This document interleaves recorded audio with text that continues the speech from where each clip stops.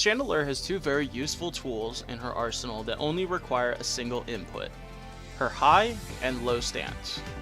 While most characters gain enhanced armor, stat reductions, or other useful passive abilities, Chandelure gains the ability to completely shift her hurtbox up or down. This allows her to avoid many attacks completely untouched with minimal commitment. In this video, we'll be covering everything you can use this tool with. Thanks go out to Spoody and Gluba for helping me compile all this information.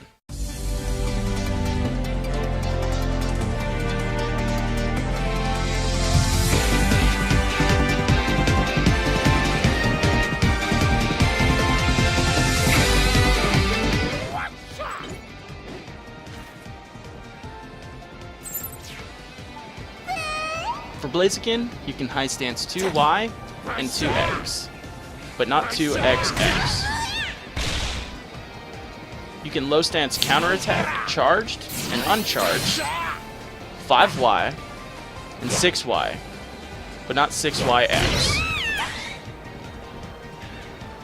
For specials, you can avoid not enhanced Brave Bird, not enhanced Heat Wave, and if you avoid the first hit of Blaze Kick, you can avoid the rest, but not Blaze Kick Flare Blitz. For Blaze Kick, you can block the first hit and low stance the rest, enhanced or not enhanced. This is very good for minimizing shield damage and pressure, as well as it allows you to have an easy punish afterwards. Just watch out for Blaze Kick Flare Blitz.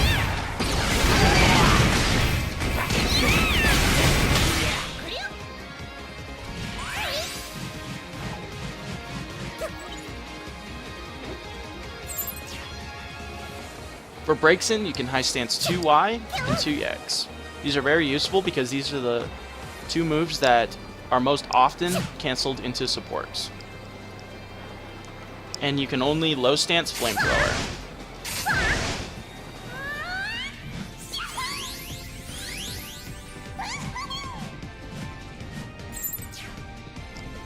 In the mirror, you can low stance 2Y, 2X, the Fire Spout hitboxes of Charged and Uncharged, 5X, and the landing hitbox only of Jump X.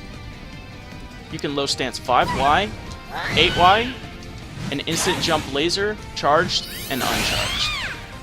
These are very useful because these are some of Chandelure's best spacing tools.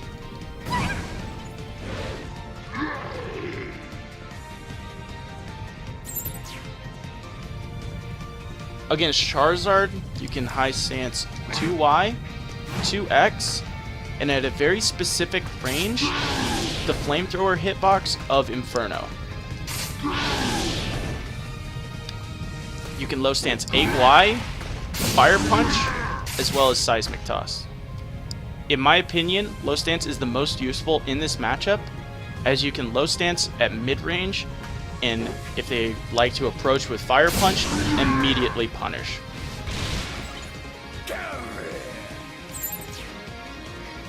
Against Garchomp, you can high stance 2Y, 2X, and Earthquake.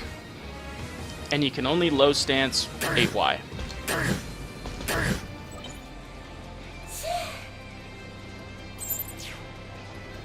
Against Gardevoir, you can high stance 2Y, 4Y, and 2X.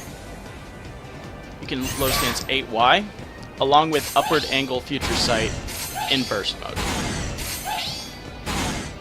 In my opinion, high stance is incredibly useful in this matchup, as many of Gardevoir's zoning tools are either very slow and reactable, or you can avoid with high stance in dual phase.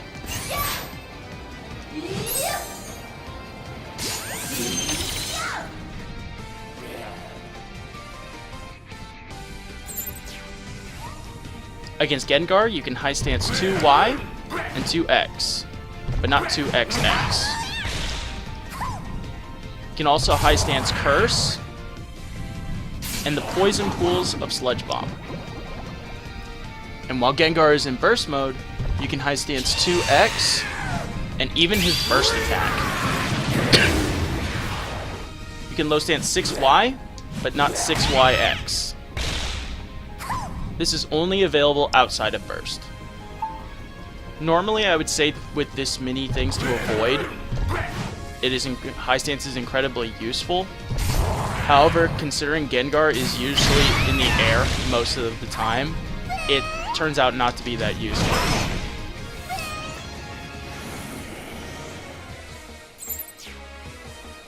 For Lucario, you can avoid 2Y and 2X with high stance. And with low stance, you can avoid 8Y.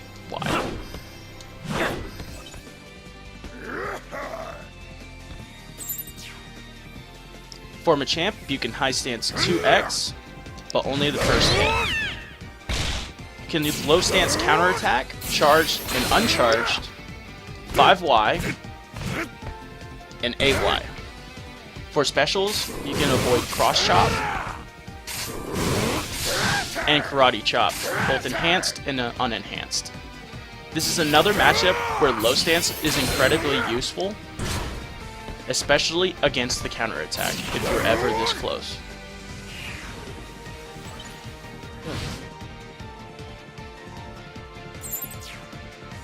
Against Mewtwo, you can high stance counterattack, both charged and uncharged, 2Y, and the first hit of 2X, but not 2XX. For low stance, you can avoid 5Y, 8Y, the projectile of Psycho Cut, but not the follow-up, and even Hyper Beam. This is a matchup where your stances are incredibly important. Either to avoid his basic counterattack, one of his best pokes, or to avoid zoning tools, and wake-up pressure from jab.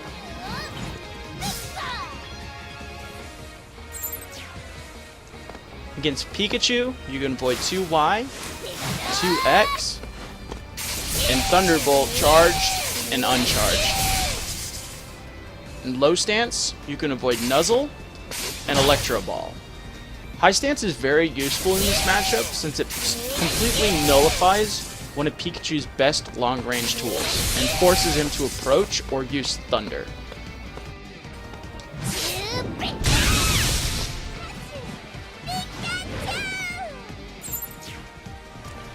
For Pika Libre, you can avoid 2Y and the first hit of 2X, but not 2XX. For low stance, you can avoid Discharge, both enhanced and not enhanced, charged and uncharged. Much like Pikachu, low stance is very useful since it shuts down one of his best zoning and approach tools.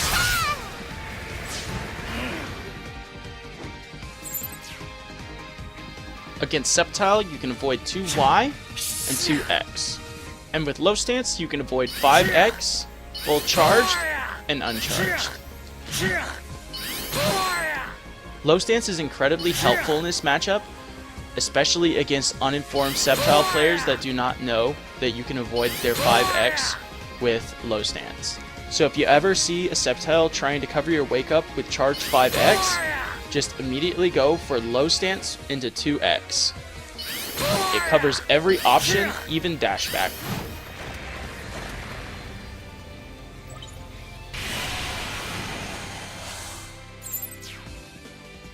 Against Shadow Mewtwo, you can high stance 2Y, 2YY, 2X, and Earthquake.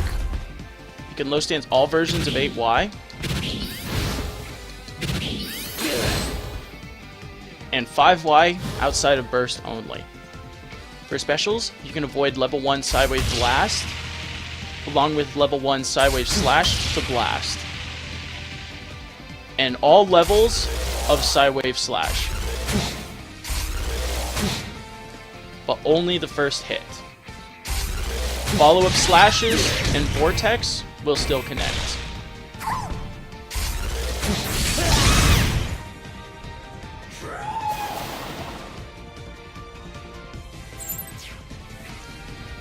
Against Suicune, you can low stance 2Y and 2X.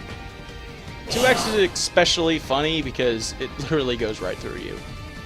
At some mid-ranges, you can avoid the jumping Y water guns thanks to your smaller hurt box.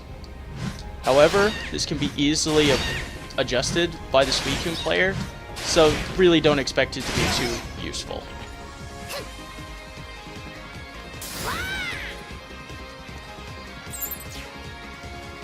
Against Weavile, you can high stance 2Y, 2YY, and 2X.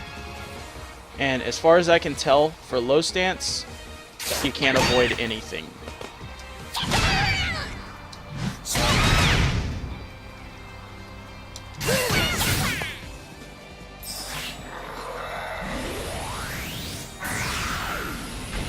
Now last but not least, supports. You can high stance Quagsire,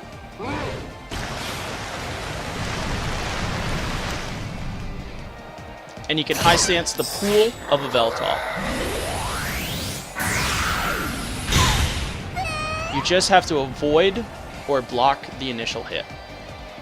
As far as I can tell, low stance can't be used against any supports.